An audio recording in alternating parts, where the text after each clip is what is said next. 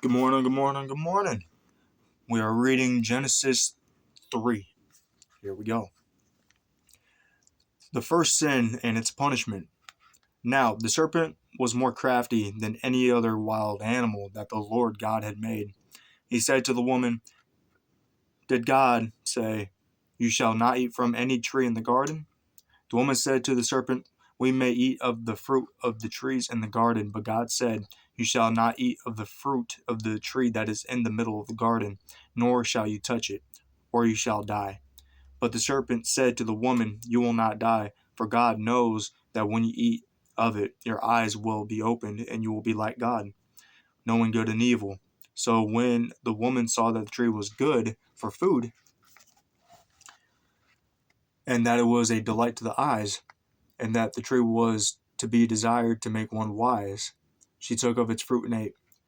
She also gave some to her husband, who was with her, and he ate. Then the eyes of both were opened, and they knew that they were naked, and they sewed fig leaves together and made loincloths for themselves.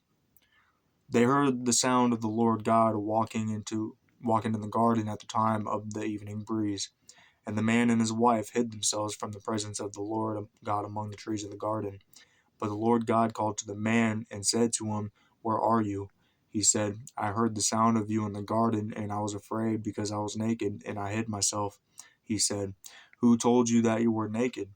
Have you eaten from the tree of which I commanded you not to eat?" The man said, "The woman whom you gave to be with me, she gave me the fruit from the tree, and I ate." Then the Lord God said to the woman, "What is that you have done?" The woman said, "The serpent tricked me, and I ate." The Lord God said to the serpent, "Because you have done this, cursed are you among all animals, and among all wild creatures. Upon your belly you shall go, and dust you shall eat all the days of your life. I will put enmity between you and the woman, and between your offspring and hers. He will strike your head, and you will strike his heel." To the woman he said, "I will greatly increase your pangs in childbearing, and in pain you shall bring forth children. Yet your desire shall be for your husband, and he shall rule over you."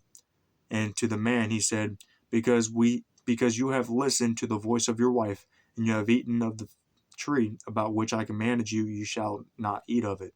Cursed is the ground because of you, and in toil you shall eat in all the days of your life.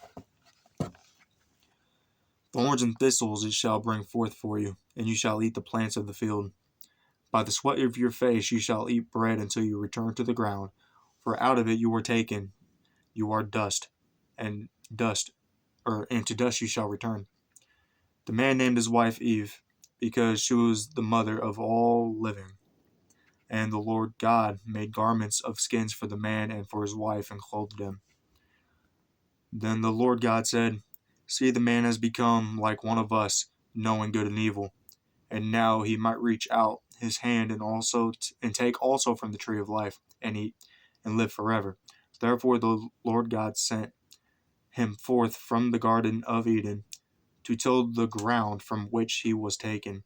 He drove out the man, and at the east of the he drove out the man, and at the east of the garden of Eden he placed the cherubim, and a sword flaming and turning to guard the way to the tree of life.